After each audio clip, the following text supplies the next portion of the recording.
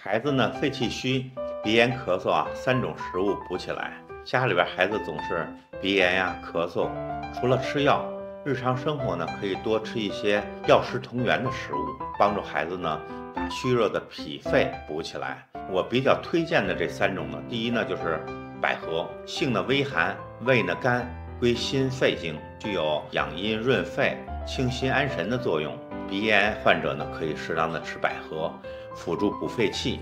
改善咳嗽咳痰、口干、咽燥的这个症状。第二呢就是山药，这个药呢性平味甘，归脾肺肾经，具有益气养阴、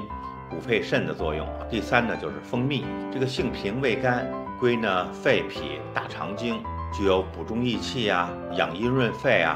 止咳化痰的作用。除此之外呢，冬季给孩子吃一点这个黄芪燕窝，